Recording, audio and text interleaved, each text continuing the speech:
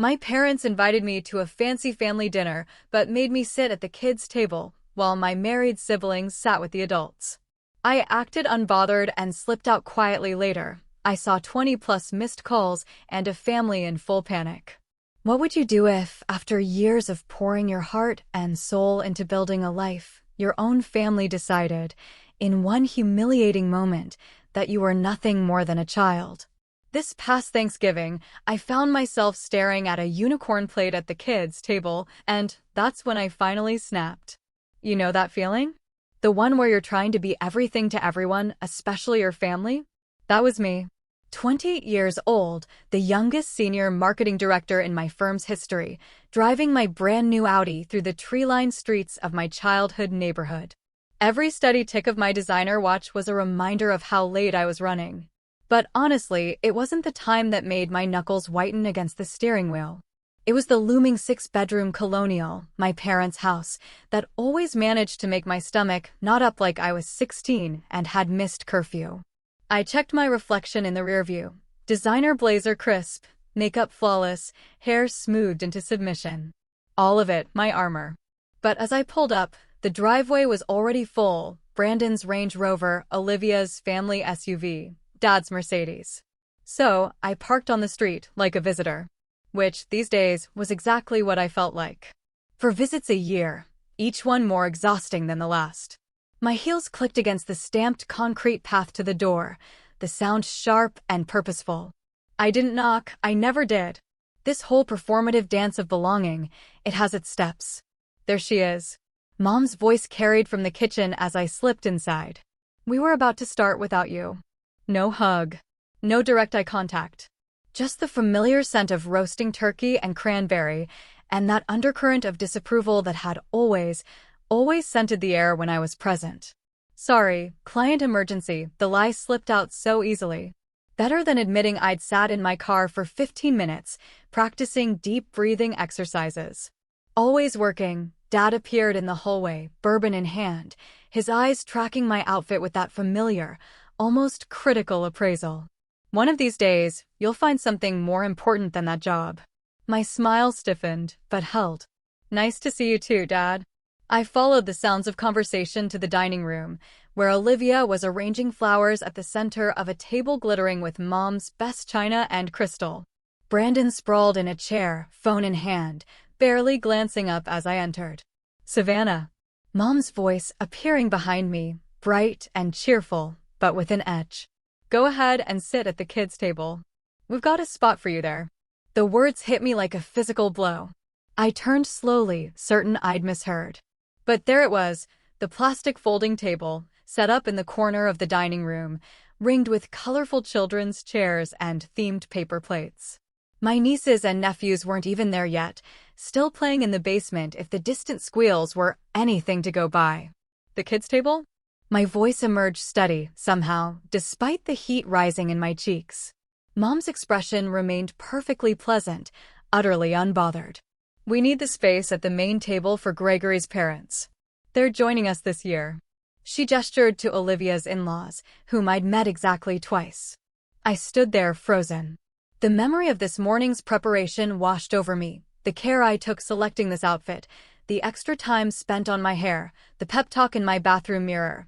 Asterisk, just get through today. It's just 4 hours. Asterisk, my apartment had felt like a sanctuary this morning. The framed award on my desk, the notification of my promotion still open on my laptop. And my friend Maya's voice on the phone, asterisk, why do you still go? Seriously, Savannah? What would happen if you just didn't? Asterisk now, trapped in the doorway between escape and utter humiliation, I considered objecting. My lips parted, protests forming on my tongue. Brandon looked up from his phone, catching my expression. His eyes narrowed slightly, a familiar look that said, "Don't make a scene."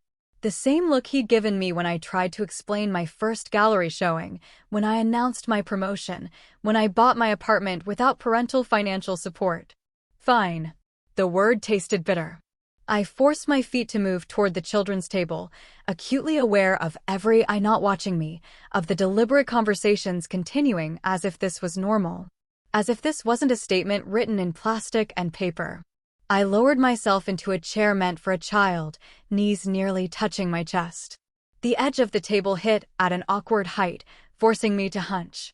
My niece's unicorn plate sat before me, the cartoon eyes seeming to mock my discomfort.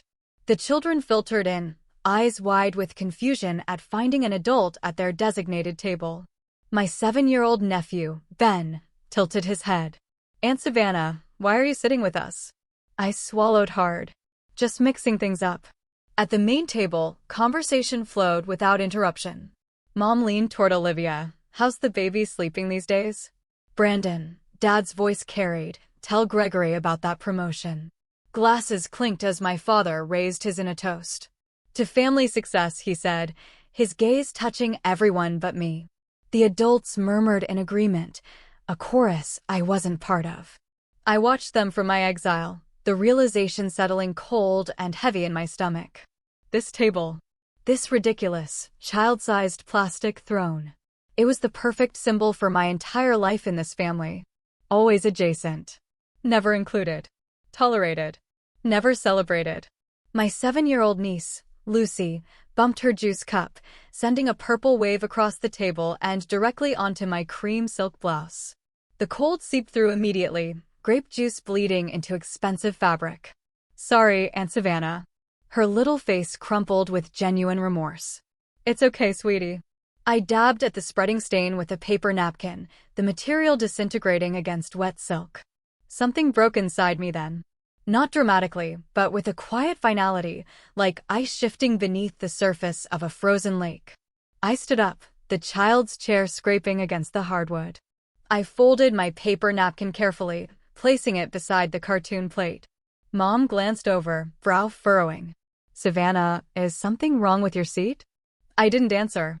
My steps were measured as I walked to the hallway closet and retrieved my coat. I could feel their eyes now, finally seeing me as I prepared to disappear. Some traditions aren't worth preserving. The door closed behind me with a soft click instead of the slam my trembling hands wanted to deliver. Restraint. My lifelong companion. "Savannah, where are you going?" My mother's voice carried through the front window, that perfect pitch of controlled outrage that had fooled country club friends for decades. I turned, meeting her eyes through the glass. "I'm leaving. Enjoy your dinner." Simple words. No dramatics. Just truth, delivered without padding or apology. My hands shook as I slid the key into the ignition. The Audi purred to life, its gentle vibrations steadying me as I pulled away from the curb. The silence in the car wrapped around me, unfamiliar and terrifying. 28 years of family Thanksgivings, and I'd never once left early. My phone buzzed before I reached the first stoplight. Then again. And again. By the time I was 3 blocks away, the notifications had become a continuous thrum against my thigh. My family's collective outrage transmitted through invisible waves. At a red light, I glanced down. "Brandon. Stop acting like a child. Come back. The irony would be amusing if it weren't so painful. I was literally sitting at a children's table 10 minutes ago, but I'm the one acting childish?" My voicemail indicator flashed. I tapped it, putting it on speaker while I drove. "Savannah," my father's voice filled the car, bourbon rough. "Enough of this nonsense. Get home now." Not a request. A command issued to an underling. Not a successful adult woman. 2 more texts arrived in quick succession. "Olivia, Mom is freaking out. Just come back and talk. You're ruining dinner. The family group chat exploded with messages. What is going on with her? She's always been so sensitive. Should we be worried? This is so embarrassing with Gregory's parents here. My exit wasn't about creating a scene. But their responses revealed how thoroughly they misunderstood me. I didn't want drama. I just wanted a place at the table. A real place. I drove without destination until neon lights caught my eye, a 24-hour diner, glowing against the darkening November sky. The parking lot was half full, other holiday refugees seeking sanctuary from family obligations. The warmth hit me as I stepped inside. Not just physical heat, but something more essential. The waitress looked up from wiping a counter, her eyes taking in my designer clothes, the mascara smudge I could feel beneath my right eye. Honey, you look like you could use some coffee. She didn't ask what was wrong or why I was alone on Thanksgiving. Just slid a mug in front of me as I settled into a booth. And maybe a slice of pie, she added, her smile genuine in a way my mother's never was. That would be perfect. My voice cracked on the words. While waiting, I scrolled through my phone's photo gallery. Each swipe revealed another family gathering where the pattern was clear, once I allowed myself to really see it. Christmas 3 years ago. Everyone clustered around the tree while I stood slightly apart, half-cropped from the frame. My college graduation, my parents flanking my siblings in the foreground while I held my honors diploma, just out of focus. I screenshot a text from my mother from last year. Asterisk, how's that little job going? Still enjoying playing businesswoman. Asterisk, senior marketing director, youngest in company history. But in her eyes, I was playing pretend. I found an email from my father, sent to Brandon and Olivia, but accidentally copying me. Investment opportunity too complex to include Savannah. You know she wouldn't understand it anyway. My calendar revealed the pattern. 8 consecutive family events where I was seated at a side table, at the end of the row, or literally in another room. The pie arrived, golden crust and tart cherries. As I composed my message to the family group chat, I selected the Christmas photo, the one where I'm half cropped out, and typed a caption, "The perfect family, always making sure the youngest one knows her place." I continued typing, my fingers steady now. Asterisk, this isn't just about the table. I've been treated like an afterthought my entire life. When you all actually see me as an equal, let me know. Asterisk, my thumb hovered over the send button. This single action would fracture 28 years of acquiescence. Once sent, there was no pretending anymore. No more good daughter who swallows indignities with a smile. I pressed send. Then I powered off my phone completely. The pie tasted better than any Thanksgiving meal I could remember. I savored each bite, leaving a generous tip before walking back to my car. My spine felt straighter, my shoulders lowered from their perpetual defensive hunch. Savannah? Savannah Reeves? I turned to find Mark Connolly, lab partner from AP Chemistry, now a pediatrician according to the occasional social media glimpse. Mark. Hi. He studied my face with professional assessment. You look different. Lighter somehow. I smiled, surprised to find it genuine. I finally put down something heavy I've been carrying for years.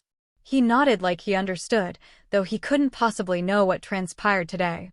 But maybe he recognized the universal look of someone who's finally chosen themselves after years of self-abandonment. As I drove toward my home, not theirs, I wondered what happens next. Would I withstand the guilt storm that's surely brewing? Would I cave when my mother cried or my father threatened? Or would this be the first day of a new chapter, where I finally stand my ground? The night sky opened above me, vast and full of possibilities I never allowed myself to see while squeezing into spaces too small to contain me. I dropped my keys into the ceramic bowl by the door, a piece I bought from a local artist to celebrate my first promotion. The sound echoed through my apartment, bouncing off the exposed brick walls that I fell in love with 3 years ago when I signed the lease without a cosigner, without my parents' approval. My designer blazer slid from my shoulders, heavy with the weight of today's confrontation. I hung it carefully in the closet, muscle memory preserving the expensive fabric even as my mind raced with the gravity of what I'd done. I'd never walked out before. Not once in 28 years. My apartment glowed with the warm light of success they refused to acknowledge. The framed marketing award on my office wall, the signed prints from campaigns that doubled client revenue, the sleek furniture I selected and purchased myself, no hand-me-downs, no parental subsidies. I kicked off my heels and padded across the hardwood to the living room wall, where family photos hung. An artful arrangement Mom insisted I display during her only visit, so you don't forget where you came from, Savannah. My fingers traced the gilt frame of last year's Christmas portrait. Brandon and Olivia flanking our parents, their spouses and children arranged in perfect formation, and me slightly off-center, half a step behind the group, my smile not quite reaching my eyes. I lifted the frame and removed it from its hook. One by one, I took down each family photo, creating a stack on my coffee table. Not destroyed. Just removed from my daily sightline. The wall looked strangely empty, but I felt fuller, somehow. My phone sat dark and silent on the counter where I'd abandoned it hours ago, the notification light blinking accusingly red. I leave it there and open a bottle of wine instead. Tonight, I sleep uninterrupted by family-induced anxiety for the first time in memory. No 3 a.m. spiral of imagined criticisms. No mental rehearsal of responses to potential jabs. Just darkness and peace and the distant sound of city traffic below my window. Morning light streamed through my eastern window, painting golden patterns across my bedspread. I stretched, muscles relaxed in a way that felt foreign after years of tension. For a moment, I forgot yesterday's upheaval and simply existed in the warmth. Then reality returned, and with it, a strange sensation in my chest. Not the familiar tightness of dread, but something lighter. Something that felt dangerously like freedom. I showered, dressed in soft lounge clothes, and made coffee before approaching my phone. The blinking light had become frantic. Texts, calls, voicemails, accumulating throughout the night. I took a deep breath and pressed the power button. The notifications flooded my screen in a digital avalanche of family reaction. Dad 6:42 p.m. Where did you go? Call your mother immediately. Dad 7:15 p.m. Your mother is devastated. Fix this now. Mom 6:38 p.m. Savannah, please come back. We're worried about you. Mom 8:24 p.m. I don't understand why you're making this into such a big deal. It was just a table arrangement. Brandon 7:03 p.m. Way to ruin dinner. Mom's upset and Dad's furious. Nice work. Brandon 10:17 p.m. If you thought this would make us respect you more, you're wrong. You're acting like a child. Olivia 6:55 p.m. Where are you? Mom's freaking out. Olivia 8:42 p.m. Do you realize how selfish you're being? Mom can't stop crying. The messages escalated through the evening, concern morphing to anger, then outright threats. Dad's final text suggested reconsidering financial support I hadn't received since college. My brother questioned my mental stability. My sister invoked family loyalty as if it's a one-way obligation. I scrolled through them with growing clarity, seeing the manipulation tactics laid bare, the guilt, the gaslighting, the collective rewriting of reality where I'm the villain for refusing to accept the unacceptable. Then, a text from an unexpected sender stopped my thumb mid-scroll. Emma, 13, Olivia's daughter, I get it, Aunt Save. They make me feel invisible too, my breath caught. I read it 3 times. My niece's simple words cutting through the noise of adult accusations. She sees it too. The subtle exclusion. The dismissal of worth. My phone vibrated with an incoming call. The name surprised me, Aunt Vivian. Dad's sister, who disappeared from family gatherings years ago. The black sheep who chose career over children and paid the price in familial currency. Savannah, it's Vivian. Her voice sounded both foreign and familiar, a blood connection speaking through years of absence. Aunt Viv. It's been 6 years. I know. Your cousin Marcus showed me your message about the kids' table. She paused, her breath audible through the connection. I want you to know you're not crazy. The validation hit me like a physical force. I sank onto my couch, emotions threatening to overcome my careful composure. I went through the same thing when I chose career over kids, she continued. Your father and mother couldn't reconcile my choices with their worldview, so they simply reduced me. Made me smaller. Put me at the metaphorical kids' table until I stopped coming to dinner altogether. Memories surfaced of childhood questions about Aunt Vivian's absence. She doesn't care about family, was the standard response. A simple explanation that absolved everyone else of responsibility. I always wondered why you stopped visiting, I admitted, voice barely above a whisper. Same reason you walked out yesterday. Dignity has a breaking point, Savannah. After we hung up, I pulled my journal from the desk drawer and opened to a blank page. At the top, I wrote boundaries in bold capitals. Then, I began listing them with surprising clarity. 1. I will only attend family gatherings where I'm treated as an equal adult. 2. I will no longer accept dismissive comments about my career. 3. I will meet on neutral ground, not the family home. The list grew. each boundary a brick in the foundation of my self-respect. When it was complete, I called my therapist for an emergency session. Then, my friend Maya, who answered with immediate concern. I did it, I told her. I finally walked out. Holy save, she breathed. I'm so proud of you. 2 hours later, I found myself on an online forum for adults navigating family estrangement. The stories mirrored mine with eerie similarity. The consistent exclusion, the subtle undermining, the moment of clarity that triggered action. I wasn't alone in this experience. Not broken or overly sensitive, just human, with normal human limits. By evening, I'd compiled evidence of the pattern, photos, text screenshots, a timeline of incidents spanning years. I practiced responses to anticipated arguments. Asterisk, I'm not angry. I'm establishing boundaries. This isn't about one dinner, it's about a lifetime of exclusion.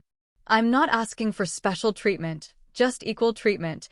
Asterisk, I arranged to meet them at a coffee shop downtown, public, neutral, time-limited. I texted Maya to check on me halfway through. My phone rang just after 9. Mom's name flashed on the screen. I let it ring 3 times, centering myself before answering. Hello, Mom. Savannah. Her voice was controlled, the practiced tone of someone who believes they hold the power. Your father and I have decided we're willing to forgive you for yesterday's display. The old Savannah would have accepted this opening, grateful for any path back to approval. But that version of me sat at a folding kids' table and accepted paper plates while adults dined on china. I inhaled deeply, feeling my spine straighten. That's interesting, I replied, my voice steady and clear, because I'm still deciding if I'm willing to forgive you. The silence that followed stretched so long I checked to see if the call disconnected. But no, she was there, breathing, recalibrating a world where her youngest daughter had suddenly, irrevocably changed the script. It was just a table, Savannah. My mother's voice through the phone carried that familiar dismissive tone, the one that had diminished my experiences since childhood. I gripped my phone tighter, pacing the hardwood floors of my apartment, the space I bought myself, the life I built without their help or approval. It wasn't just a table, Mom. My voice remained steady, practiced from hours of rehearsal with my therapist. It was what the table represented. You're being dramatic. I'm being honest. I stopped pacing, standing tall beside the framed marketing award on my wall. The kids' table was just the final insult in a pattern that's existed my entire life. I ticked off the evidence I'd compiled in my journal. You excluded me from Brandon's investment group because, and I quote, it's for people with real careers. You introduced Olivia as your successful daughter at the Christmas party last year, while I stood right beside you. You've seated me away from adults at every family gathering since I turned 18. The silence on the other end stretched long enough that I checked to see if she'd hung up. That's not how it happened, she finally said, but her voice lacked its usual conviction. I have the texts, Mom. I have photos. I have emails. I traced my finger along the compass tattoo on my wrist, my private reminder to follow my own direction. This isn't about one dinner. This is about 20 years of being treated as less than. She shifted to guilt, her next defensive tactic. After everything we've done for you, what exactly have you done for me lately? The question slipped out sharper than intended, but I didn't retract it. My apartment? Bought it myself. My education? Scholarship. My car? My savings? My career? Completely self-made. Another silence. Then, what do you want from us, Savannah? The question caught me off guard. Not because it was unexpected, but because it was the first time she'd ever asked what I wanted. I want to be treated with the same respect you give Brandon and Olivia. My voice softened, but remained firm. I want my achievements acknowledged. I want to sit at the actual table, literally and figuratively. I heard her inhale sharply, and in that breath, I sensed the first crack in her armor. She knew her usual tactics weren't working. My phone buzzed with a group text from Brandon that evening, * emergency family meeting tomorrow night. We need to discuss the Savannah situation. 7 p.m. Mom and Dad's. Savannah, not invited. * I smiled despite myself. The family was scrambling. An hour later, my 13-year-old niece sent a screenshot of their living room. My parents, Brandon, and Olivia huddled in intense conversation. Her message read, asterisk, they're freaking out, and save. Dad keeps saying you're ruining the family. Grandma cried. It's better than Netflix. Asterisk, the next morning, one of my father's golf buddies mentioned the situation during a client meeting. Robert says things are tense with your family right now, he said awkwardly. Hope it all works out. When I checked Facebook, my mother had posted a vague plea for prayers during this difficult family time. The comments flooded with sympathetic responses, friends asking what happened, offering support without knowing the situation. They were losing control of the narrative, and it terrified them. I spent 3 hours crafting my email. Each word precisely chosen, each example meticulously documented. I attached family photos spanning years, images that clearly showed the pattern of my exclusion. When finished, I addressed it to my entire extended family, not just my parents and siblings. I love you all, but I love myself enough to demand respect, I wrote in closing. Then, I pressed send before doubt could creep in. Responses trickled in throughout the day. My cousin Michael, asterisk, I've watched this happen for years and never said anything. I'm sorry, Savannah, asterisk, my father's sister, who stopped attending family functions years ago, asterisk, it took courage to say what I never could. Proud of you, niece, asterisk, even my mother's best friend sent a private message, asterisk, your mother, and I have been friends for 30 years, but you're absolutely right. I've seen how they treat you, asterisk, I hadn't expected allies. I prepared to stand alone. Can we talk? Olivia's voice sounded different on the phone. Smaller. I'm listening. I curled up in my reading chair, guards still up. I've been thinking about things, she paused. About how we treated you. I waited, refusing to fill the silence. Greg mentioned something last night, she continued. He said he's always been confused about why you're treated differently. He thought maybe there was some history I never told him. And what did you say? I couldn't think of a reason. Her voice cracked slightly. I never thought about how it looked from your side. I just accepted that's how it was. It wasn't exactly an apology, but it was the first crack in the family's united front. When the formal invitation arrived in my email, I almost laughed out loud. Asterisk the our last name. Family requests the pleasure of your company for a family discussion dinner. Seating arranged by Savannah Reeves. Asterisk the location. A neutral restaurant downtown. Not the family home where they held home court advantage. The time worked with my schedule, not theirs. Every detail acknowledged my new position of power. I smiled as I typed my response. I accept. For the first time in my life, they were playing by my rules now. I'll discover if my family is capable of genuine change, or if I'll need to create a life without them. The ball is finally in my court, and I'm ready to serve. I arrived at Marcelo's 20 minutes early, my heels clicking against polished marble as the hostess led me to the table I specifically requested when making the reservation. Round. Equal. No head, no foot, no hierarchy built into the furniture itself. Perfect, I told her, sliding my blazer from my shoulders. The material was expensive, a power color that made my skin glow. Armor again, but different this time. Battle dress, rather than camouflage. I placed the name cards with deliberate care. My fingers didn't tremble at all, which surprised me. My position at the symbolic north, parents flanking me. Brandon and Olivia across. The geography of confrontation, mapped with cardstock and calligraphy. The restaurant hummed with quiet conversation, the discreet clinking of silverware against fine china. I checked my watch. 7 minutes. I smoothed my napkin across my lap, straightened the butter knife that was already perfectly aligned. 6 minutes. I resisted the urge to reach for my phone, to check for a last-minute cancellation text. When they arrived, together of course, I didn't stand. Savannah. Mom's voice wavered between greeting and question. Dad's eyes narrowed as they scanned the table arrangement, the placed cards. Brandon's jaw tightened. Olivia clutched her purse strap a fraction tighter. Thank you for coming, I said, my voice steady, professional. The voice I use in boardrooms, not family dining rooms. Please sit. They hesitated, caught in the unfamiliar dynamic. But then, one by one, they followed my direction. Not one of them questioned the seating arrangement. First victory. Dad cleared his throat as soon as they'd settled, launching into what sounded like a rehearsed speech. I think we all agree that family unity is what matters most here. We need to put this incident behind us and focus on healing together. Your father's right, Mom added, her eyes already glistening with practiced tears. This has been devastating for all of us, Savannah. We've always been such a close family. Brandon leaned forward, elbows on the table. Some people are just more sensitive than others. Not everything needs to be a federal case.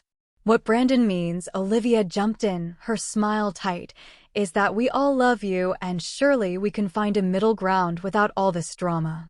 I took a sip of water, letting the silence stretch until they grew uncomfortable in it. I'd prepared for this exact moment. Rehearsed it in my bathroom mirror until the words felt natural. I'd like to establish some ground rules for our conversation, I said, placing my glass down precisely on its water ring. Each person speaks only for themselves. No one interrupts. And we focus on specific behaviors, not character assessments. Dad started to object, but I held up my hand. He stopped mid-syllable. Second victory. For 28 years, I've been systematically excluded from full participation in this family. The children's table at Thanksgiving was simply the most literal manifestation of a pattern that's existed my entire adult life. I met each of their eyes in turn. Can anyone explain why a 28-year-old successful woman should sit at a children's table? The silence that followed was devastating in its completeness. Mom's fingers worried at her napkin. Dad examined his water glass as if it held answers. Brandon shifted uncomfortably. Olivia stared at her lap. I guess, Mom finally said, her voice small, I never really saw you as fully adult. Without a husband. That's how I was raised. A woman becomes a woman when she has a family of her own. Dad's admission came gruffly. In my day, success meant family, not just career. I built something that will outlast me. Your job, it's just not the same. Maybe, Brandon added, surprising me with his hesitancy. I've been intimidated by how easily everything comes to you. You didn't need connections or Dad's help like I did. It was easier to dismiss your achievements than admit that. Olivia's eyes shone with actual tears now, not the performative ones she usually deployed. I knew it wasn't fair how we treated you, but changing it meant acknowledging my part in it. She reached across the table, stopped short of touching my hand. I'm sorry, Savannah. Truly. I absorbed their words, feeling something shift inside me. Not forgiveness, exactly, but recognition. The first honest conversation we'd had in decades. Moving forward, I said, my voice firm but not unkind, I need certain boundaries respected. I will participate in family gatherings as an equal adult. My career and life choices will be respected, even if they're not understood. I expect acknowledgement of my achievements, the same way Brandon and Olivia are celebrated. I folded my hands on the table. I want a relationship with all of you. But it has to be mutual respect or nothing at all. I won't hesitate to walk away again if old patterns reemerge. They exchanged glances, having a silent conversation I'd been excluded from countless times before. Finally, Dad nodded. You've certainly grown up, Savannah, he said. The closest thing to approval I'd ever heard from him. I met his gaze steadily. I've been grown. You're just finally seeing it. The check arrived, placed exactly between Dad and me. I reached for it before he could, sliding my credit card inside the leather folder without checking the amount. The symbolism wasn't lost on any of us. When the waiter walked away, Mom touched my wrist hesitantly. Do you think it's really possible to change how we've always been? The question hung in the air between us, honest in a way I never expected. I don't have a simple answer, and for once, I don't try to manufacture one. Is it ever really possible to change decades-old family dynamics, or am I setting myself up for disappointment? My kitchen bustles with movement and conversation, a symphony of life that fills my apartment. The scent of roasting turkey mingles with cranberry and fresh herbs, familiar yet somehow new. I check my designer watch, no longer counting the minutes until escape, but noting that everything is right on schedule. Aunt Savannah, is this enough sage for the stuffing? Lucy stands on a step stool beside me, her 13-year-old hands carefully measuring herbs. Perfect, I squeeze her shoulder. You've got a natural talent for cooking. The dining table, my table, stretches through the living area of my apartment, a single expansive surface with chairs for everyone. No plastic folding tables in sight. No exile to the corner. Mom appears at my elbow, casserole dish in hand. Where would you like this, Savannah? The question still catches me off guard, even a year later. On the sideboard, please. We'll bring everything to the table together. She follows my direction without comment, placing her famous green bean casserole exactly where I've indicated. The small victory still feels monumental. Dad hovers near my wine rack, bourbon untouched in his hand. That advertising campaign you developed for the Children's Hospital, quite impressive. My golf partner's son works in marketing at NYU. He mentioned it. I don't miss how he struggles to maintain eye contact, how his fingers tap against his glass, but the words are genuine. Thanks, Dad. It increased donations by 37%. Brandon appears from the living room, phone absent for once. Savannah, got a minute? I'm considering a lateral move to Thompson and Brooks. The pay cut would be temporary, but the creative opportunities, he trails off, uncertainty flickering across his face. I nearly dropped the serving spoon. Brandon asking me for career advice? It depends on your 5-year plan. Thompson's digital division is expanding rapidly. Olivia approaches, her newest addition cradled against her shoulder. Would you mind holding her while I help set up? She's been fussy all morning, but she seems to like you. Without waiting for an answer, she places the infant in my arms, not as an afterthought babysitter, but as a trusted equal. The weight feels right somehow. We understand each other, don't we? I whisper to the baby, who blinks solemnly up at me. This place is gorgeous, Dad comments, gesturing around my apartment. Smart investment in this neighborhood. Mom reappears from the dining area, measuring spoons in hand. Savannah, could you sit the children? She freezes mid-sentence, color draining from her face. The room goes silent. Every eye turns toward us. Mom swallows, then corrects herself. Actually, I'd love your help arranging everyone together. You always know exactly where people should be. Our eyes meet, understanding passing between us.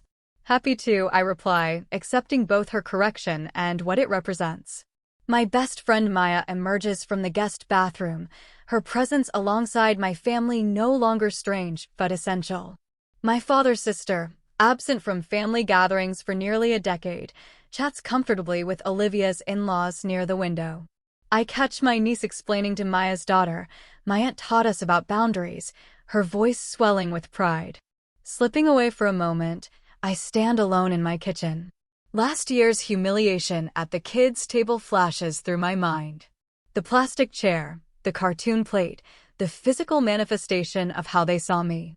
I pull my gratitude journal from the drawer and write a single line. Today, I sat at the table I deserve. When we gather for the meal, hands linked around my table, Dad asks what we're each thankful for. When my turn comes, I say simply, growth. In all of us. The glances exchanged around the table speak volumes. Some traditions deserve to be broken, so better ones can be built. My place card stands at the head of the table, my name written in my own hand. Have you ever faced a turning point like this in your family, where you had to stand up for yourself and redefine the rules? What did you do, and what were the consequences? Tell me your stories in the comments below. I really want to hear them.